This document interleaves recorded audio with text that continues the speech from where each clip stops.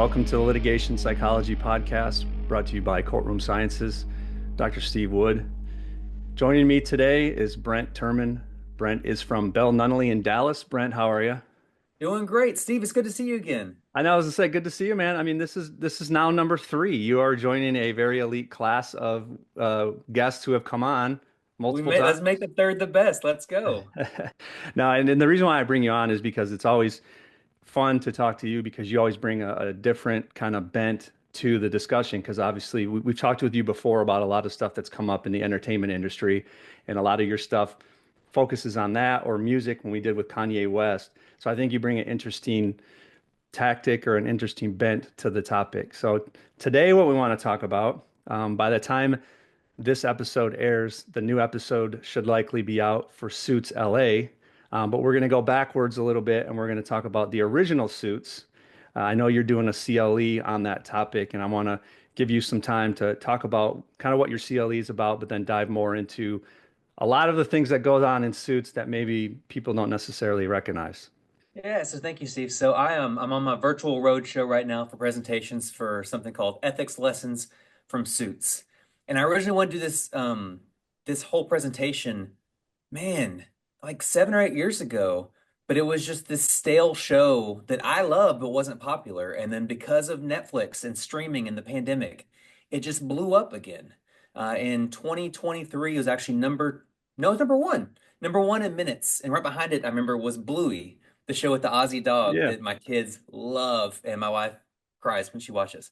But with it, it is a really interesting show, and I found lawyers either love it or hate it because of the main character, Mike Yeah. Well, Ross. And you learned a lot about him recently, right? yeah, we'll definitely get into that. And I will admit too, is I was one of those. And when you and I would talked about doing this, I was like, well, I guess I better start going back and starting watching Suits because that was something I hadn't watched either. And I had heard a lot of people talk about what a great show it was. I just never had an opportunity to get into it. And then when I got into it, I was just binging it episode after episode after episode. Well, let's get into it just in case someone hasn't seen it. Yeah, for sure. Why don't you give us the lay of the land, the main characters, kind of what you want to touch on to give us the backstory, just to kind of give you a general idea. Yeah, the first thing is, I mean, you learn in season one, episode one, there's this character named Mike Ross who never went to law school, but he's like a brilliant mind. He has a photographic memory. And if he reads anything once, he digests it, understands it forever. And because of this, he's had some rough times in life and needs to make money. One way he does that is taking the LSAT for people who aren't good at test taking. And he gets amazing scores for them. Or sometimes he's actually smart enough to not get the perfect scores, right? Because that's just not realistic. Because of some mishaps here in episode one, he finds himself hiding from the police and he goes into a room where he's interviewing, not on purpose, but he goes in there and starts interviewing for a job at a law firm for Harvey Specter. And he's like a Cary Grant type figure for anyone who watched the old, the black and white movies on Turner Classic and all that. He's a guy who men want to be and women want. He is the guy who has it. I think they call him the best closer in the city in New York Mhm. City. And he hires him. He has this interview and actually ends up hiring Mike, despite the fact that he has never taken the LSAT for himself, has never passed the bar, has never gone to any law school. And so, of course, like again, this is just a fun ethics presentation. We talk about how that is clearly unauthorized practice of the law, right? And he knows it, everyone knows it. Yeah, which is a big sticking point, right? You had mentioned that when this comes up in presentations, that a lot of times attorneys don't get into it because of this whole idea that Mike is practicing law without a law license. Exactly. And so with the Q&A and discussion people after these presentations, that is the most polarizing issue of this whole show is people who are practicing attorneys, a good chunk of them just can't suspend their disbelief beyond that point. And they just, season one, episode one, I'm out, not for me. But if you like the banter between him and Harvey and all the other things that go on, you love it, right? And so with it, there's a ton of other characters, a lot of politics working within the law firm, going against opposing counsel, and a lot of things that are familiar to us in the practice. Yeah. Maybe a little more extreme, a little more dramatic on Suits, though. Yeah, I mean that's like, when you talk to doctors and stuff too, they don't watch ER and all those other ones. Why? Because it's a little bit more dramatic than real life. But if it was as boring and bland as it really is, then nobody would watch it. Yeah. So let's get into a little bit then the topics that you bring up because I know you and I have talked about it, and I know you talk about it in your CLE, but what are some of the things that topics you hit on, and then how does that kind of tie into the show, and what does that lead to in real life? Yeah, and some of them are trial skills and some of them are ethical points. Again, I always want to make sure to have entertaining ethics presentations, which I know is sounds like something that doesn't exist. Yeah. So we'll check the boxes where we need to, but also some trial skills and things that help. And one example for me is there is a situation, there's a couple things from this we can talk about, but they have a mock trial they have all their first year attorneys do at this law firm, this fictional law firm in the show. And Mike Ross is prepping, and he's got his girlfriend at the time there. And he's sitting there and he says, "Ladies and gentlemen of the jury," and all these things with this tone that just isn't him. And he's acting like, he thinks a TV lawyer is supposed to act. And that really hard because that's kind of how if I did well enough on the LSAT, I was asked to teach at Kaplan Test Prep and teach the LSAT. And I kind of feel bad for some of the students in my first go round because I talk like that. And like the character in the show says, she's like, "Why are you talking like that? You sound like you have a stick up your butt." She said something else. But it's one of those things where you don't just need to emulate what you think you need to be. It's so important to be genuine and to be yourself. And I'm sure you and I've talked about this before. I know you talked about this on a bunch of episodes. It is important to be yourself in front of a judge, in front of a jury, in front of an arbitrator. Like, think about it. You're in front of a jury for, at the very minimum, hours, but probably days. It could even be weeks. And they can smell a fraud. They can Mhm. smell a fake, right? It is so important for you to be you because that is the most effective version of an advocate you can be for your client. And so that's something that really just hit me when I was watching it personally in one of the early episodes. Yeah, and I think another one of those early episodes that hit me as far as authenticity was that one where they had the plant manager who they wanted to essentially interview and become the new CEO of the auto engine manufacturers, and they were going in there and they were trying to talk to him and prep him for that talk in his interview as the CEO to kind of take over. And he got pissed at one point because he was like, all these things I would never say. This isn't how I would actually say it. And Mike steps in and kind of says, well, how would you say it? Why don't you put it in your words? And when he was able to do that, he became a lot more comfortable in what he was saying. And I think that also goes back to when we work with witnesses, it's the same thing. If we're telling a witness how to answer questions, now they're too worried thinking, how does Steve want me to answer? How does the attorney want me to answer it?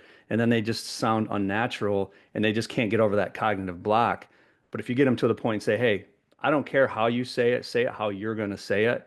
And it's like a light bulb goes off for them and they become a lot more comfortable in how they're answering questions now because they don't have to feel like they're being someone who they're not. Exactly. It's so important for witnesses to know script. It's not you say this thing verbatim. I mean, it's you telling your story and the substance of your story in the way that you want to. And it's not just when they're on the standard deposition, right? I mean, think about when let's be real, lawyers are drafting declarations and affidavits. It doesn't always have need to sound like a lawyer drafted it, right? It could if you got someone who works out in an oil field, you probably shouldn't be using Latin phrases and legalese Yeah. in the affidavit you want them to sign, right? Yeah, and I think that's another thing too is, for me, when you think about it, is I'm always a big, strong proponent of not always necessarily having to sound like the smartest person in the room, right? Too often we feel like, well, I have to be the smartest person, everybody's looking to me. But to the lay juror, to the lay witness, they don't want that. They want more of the everyman or the every woman that they can connect with. And I think sometimes that can become a hurdle for some people because they have to feel like they have to stay in attorney mode at all times. And if they don't, then somehow they're going to be looked at differently. And we've talked about this case before, the 50 Shades of Grey case I had over a decade ago in Tarrant County in Fort Worth, Texas. And I tell this story a lot because it really kind of shaped the way I practice. I had an attorney named Mike Ferris who I learned under. And he said, "Brent, I want to work on this, original petition with you. And first draft, I want it to be clean, straightforward. No legalese, don't overcomplicate it because I want somebody who is not a lawyer, a journalist, to be able to read this once, have no questions, and be able to write about it on the front page of the paper." And so it's important to know who your audience is, but also you don't have to do things in an overcomplicated way. Just you don't have to do things like that to make up for whatever your billable hour rate is, right? You don't need to do that to prove it. You can still communicate in a more informal but appropriate fashion. Yeah. So let's talk about another thing that came up once again, and kind of from an ethics standpoint, just kind of the things that come up on the show as far as backstabbing and loyalty and having to make tough decisions and then trying to decide who's the type of person that I want to be or who's the type of person I want to become. Yeah, so with it, I mean, you can imagine anyone who's practiced at a firm, there's a lot of different personalities, and I've got faces popping up in my mind. I will not list the names, right? But for example, on the show, Harvey is, I mean, he's the breadwinner, he's the rainmaker. He goes out there and he also closes deals. He's smooth and he's charismatic. A lot of people can't be that person, right? One person who cannot be that person is Lewis Litt. And he is someone who is hilarious in the show. If you watch it enough, you'll like him. You're not supposed to like him at the beginning, but he rules over the associates with an iron fist. But he also is somebody who bills more hours than everyone else, is smarter than most of the other attorneys, but doesn't get the credit that Harvey gets. And so I'm not saying all firms are both alike, but there are different reward systems for having different skill sets, right? And on top of it, there's some people in the show who will backstab someone else just to get ahead. And you can see, excuse me, how damaging that can be for that person, for that firm, for that practice group as well. But there's so many different styles. And what I love is being exposed. What I love about my firm, Bell Nunnally, when I learned, developing here, is in the litigation section, we're kind of like free agents. And we get to work for a lot of different attorneys. We're not just glued to the hip with one partner, like Mike Ross is with Harvey for the most part. And you get to see different approaches and see what you like. See things that maybe that could work great for him or her, but just doesn't work for me. And you can just take what you like, let go of the rest. And it's an amazing experience to get to have all that different exposure to different approaches. And you don't have to name names or do anything, but just from your experience, I won't. I won't. yeah, I like yeah. having my job here.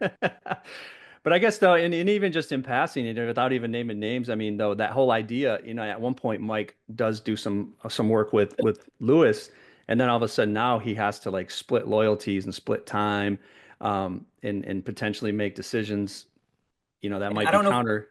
Steve, I don't know if you knew this, but a lot of lawyers have big egos too, and that can come Really. into play. Yeah, it's just breaking news, right? Yeah. So I guess though, how does, and this really can kind of spin off a little bit from what we're talking about as suits, but just kind of giving some thoughts from your experience and maybe for some younger attorneys. And when they get put in that position, like Mike gets put into a position in an episode, like how do you handle that, or what are your thoughts on handling that when you have kind of competing loyalties where you're working for multiple people, you're seeing different things, and maybe you're getting pulled in one direction and another direction, and you're having to make tough decisions. How do you navigate that area?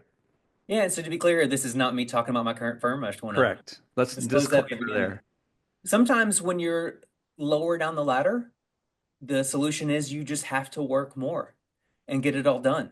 Not everything's going to work on your deadline, but not over communicating. Make sure you're efficiently and effectively communicating with people to stay on top of things. If you're working for a partner who's reasonable, you can move around and shift around deadlines and get everything done. On top of that, it's important, I've found, for partners to feel like their work is important to the associates. And so it could be as easy as making sure that is communicated, or the associate seems excited about that partner's work. You notice I said seems excited. We're not going to be excited about every single thing we touch, but we need to be, optimistic about looking out to protect that client, to doing good work for the partner. I'm giving you lots of vague things here That's okay. I as think well, it, but also, I mean, if someone wants to talk smack about another partner, it might not be a good idea to join in on things like that. I mean, so many times in suits, this happens, right? Someone says something bad about someone else and it gets back to them. Again, that's common sense, but as a young, impressionable associate, it could be tempting, right? To feel like you're ingratiating with someone else by talking smack about someone else. yeah. No, a good point. So let's get back to suits and off of the not talking about any of your prior employers. But one of the other things I think was important, and I think is good to talk about that you and I discussed was cross-exam. And I'll let you tee up kind of where that came from in the episode and how that kind of ties into your thoughts behind that. First off, the depositions in this show, if you are a litigator, are absolutely hilarious. Yeah, Um, you'll see they'll come up with a little bitty fold up camcorder like I would have my broadcast journalism class back in my little small Texas town. You'll see multiple attorneys be there and they'll do like popcorn questions, like associate ask a question, partner ask a question, this, and it's just so unrealistic, but funny. Now, with that, one thing that's a very important lesson is And it's tough too because you have different personalities, but some people want you to crush the other side, um, you know, just because, like we are going to make them feel pain. And to be clear, there is a time to make the other side feel pain, but you can't lose sight of the bigger picture. Something that I mean, I think probably I wrestled with a couple weeks ago to deposition. I really wanted to ask one or two more questions after I had this beautiful line of question and answer. I really wanted to go a little bit further, right? Turn that triple into a home run. You got to fight back there, right? There is a huge danger in asking one too many questions.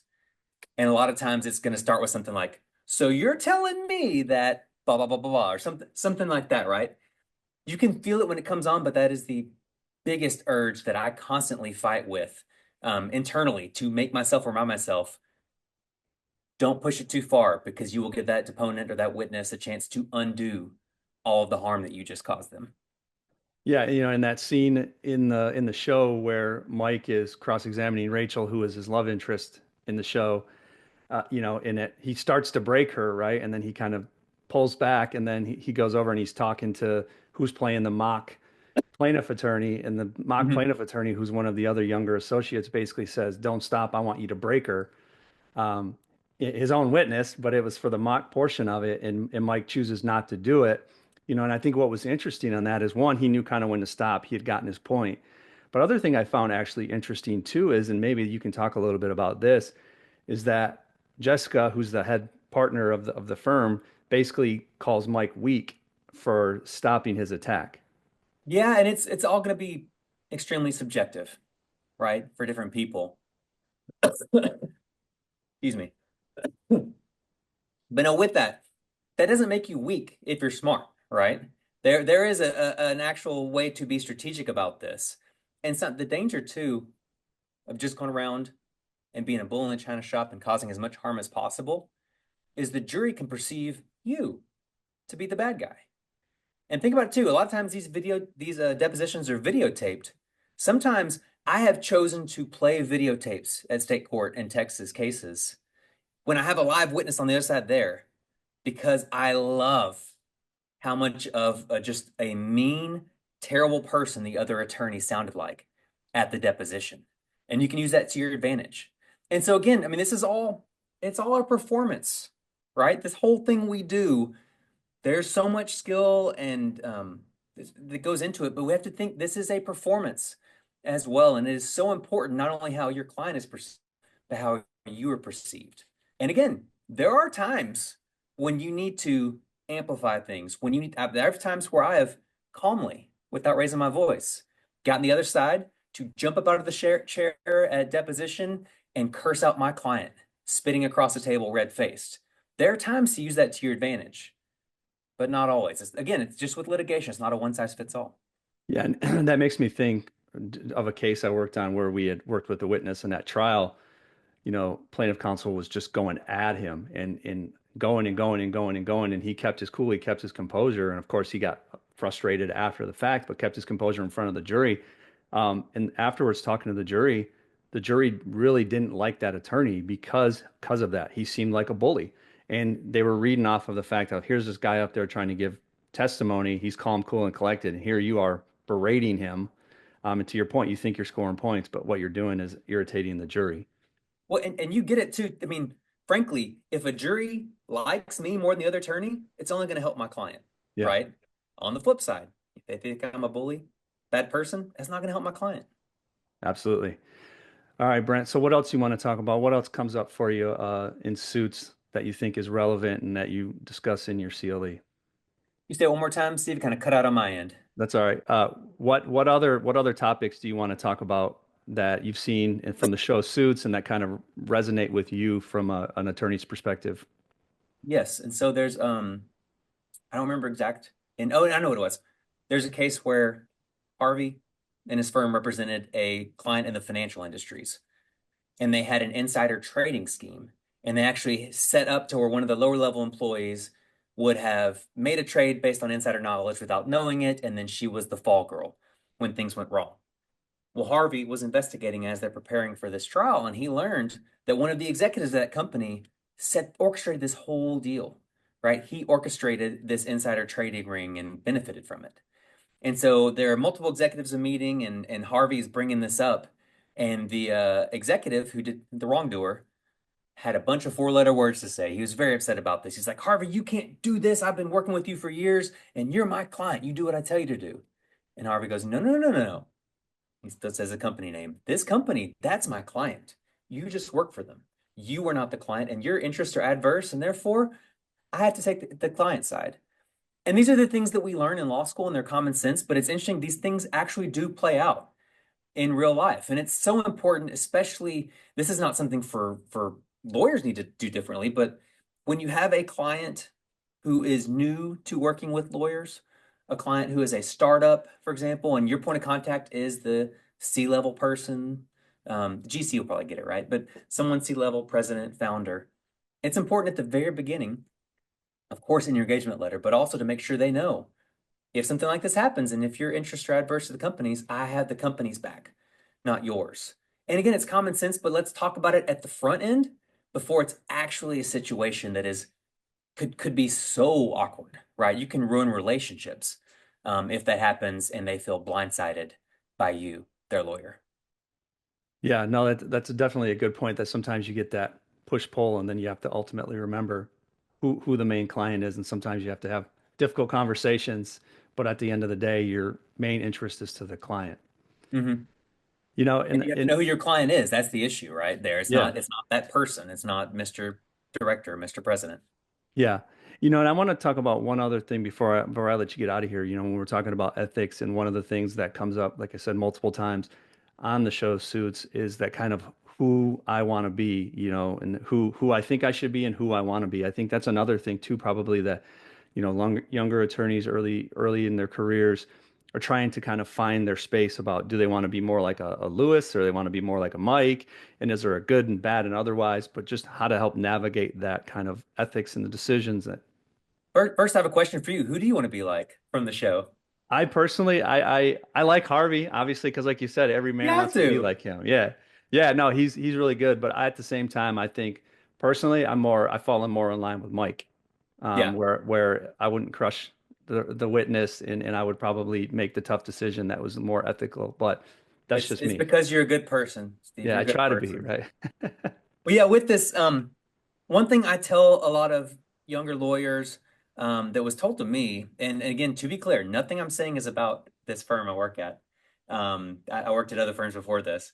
But with this, it's important to know that once you pass the bar, you need to protect your bar card. There's a big issue in this case where, or not in this case, in Suits, where basically younger associates do things that are objectively wrong, and they just do them because their superior told them to do them. Uh, that doesn't get you off the hook, right? That's not a get out of jail free card. So it's important to always protect your bar card. At the same time, as a superior attorney, you should have that same respect, right? You shouldn't be asking a subordinate or an associate to be doing things like that because you can be on the hook too under the ethical rules. But again, it's important to this is not ethics at all, but just to soak in as much as you can and really get all the different experiences you can, especially as a younger associate, especially if you're at a firm where you get the opportunity to be exposed to different styles, different practices, different even types of law, or for me, different types of litigation. And you can just find what feels right for you. And I found that that'll lead to more fulfillment as well. I mean, I've tried enough cases and had enough experience with other attorneys to where I know how I want a case to work. I now know how I want the vibe of my team to be. And again, that's not tangible at all. But with it, I want to create an environment where it's open to people, no matter if it's a first or second year associate, to have their input valued. I'm not going to just go along and do everything you suggest, right? But it's important to have those kind of things, and so you can foster kind of the community and the culture that you want to have on your team, but also see the tactics. I have definitely borrowed some lines of questioning from attorneys who have led me along the way, and I pull them out of my back pocket whenever I need to because I know how effective they can be. Yeah, no, and you said something actually I think that's really important too, is when you talk about this kind of sense of community and bringing people in, whether it's a first year and second year. I think that you don't necessarily see even in Suits either, where it's kind of like you're the first year associate, shut up, go sit in the corner. But making sure that you hire the right people and then you're creating kind of an environment that makes people feel like they're a part of a team, which I think leads into the ethics too, is when everybody kind of trusts everybody, you don't necessarily have to worry about somebody backstabbing you. But if you create that environment of suspicion and whether or not you're worried about what person's ulterior motives are, then it just creates a negative environment too, right? Yeah, and you can think about all the suspicion in the show. I don't know how much you've seen, but Yeah. it's just madness with all the backstabbing and the power plays Yeah. just inside the firm. Yeah, and like I said, I think that's one thing if you can from a firm's perspective, even for the most senior partners that listen to this, and that too is to be thinking about what kind of the culture is that they're developing. Are they developing, or does that culture breed that, or does that culture breed more of a legal atmosphere where people are kind of working together versus looking over their shoulders at all times? And something else too, let's bring back to suits. Let's not just talk about attorneys, Yeah. paralegals as well. So we have Rachel, who's played by the Duchess of Sussex. Is that right? I think that's right. Yeah. Meghan Markle, former Deal or No Deal suitcase holder. Um, and with it too, I mean, I've had cases before where paralegals have made such valuable contributions to things they have observed at hearings or things they have seen when I ask a question in voir dire and we're looking at specific jurors. And so again, it's just making sure that you have a team. And I have one paralegal I've gone to several trials with, and she knows I'm not going to take everything she says, but I'm going to listen, I'm going to evaluate it. And if I think it makes sense, heck yes, we're going to go your way. I'm not going to just say, I'm not going to do that because a non-attorney had that idea. I don't have the ego that says only Brent Turman's ideas are the best, right? So it's just figuring out the way that you like to operate with your team. Yeah. I got one last question for you. I'm going to put you on the spot here, and I'm Oh not going no. to explain it in order to have people go and watch the show. Now, do you have a can opener um, uh, kind of routine that you use before trial? I don't have a Hanover like routine. I'm thankful enough we have a place out in Deep East Texas, and my wife lets me escape out there for about a week before most trials, and I just go through everything, and that is nothing like the can opener deal at all. But that and making sure I exercise every day leading up to trial, those are kind of my routines. Yeah, and those, like I said, can go check out the show. Although I will tell you that, spoiler alert, I don't think you never really get a true answer to It's that. so much speculation on the online forum and all that, right? Yeah, but it's a fun thing. Just a fun thing for the show. All right, Brent. Well, I appreciate you coming on. I know, like I said before, this is a CLE that you're putting on. I know you're on your kind of speaking tour. Uh, Kind of give your plug for that. How can people get a hold of you if they want to have you come speak, if they want you to do it to their law firm? Because, like I said, you're going through ethics. I know it can be boring, but knowing you, I know that you put a good spin on it. So I want to make sure that people get their ethics in a more fun format. No, I appreciate it. Again, I'm always on LinkedIn, Brent Turman. My law firm is Bell Nunnally here in Dallas, Texas. Email is bturman@bellnunnally.com. Hit me up. Love to connect with you. Bar associations, conferences, in-house presentations to firm, all that. We've got a beautiful blast of a slideshow. I call it slideshow. Old people now. A deck, right? I have a slide deck with lots of video clips, and we kind of unpack the ethical issues that come up in the show and whether they get it right or get it wrong under the ABA model rules. And if we need to tailor it to other states' rules, we do that from time to time too. Sounds good. Like I said, man, good seeing you again. Number three. There might be a number four, right? Depending on what you come up with and what we talk about as far as a new topic. So hopefully looking forward to seeing you again. Sounds like a plan. Yeah. Thanks to everybody for joining. Make sure you go to courtroomsciences.com for all information as it relates to our company, the blogs, podcasts, all those things are up there. And join us for another edition of the Litigation Psychology Podcast brought to you by Courtroom Sciences.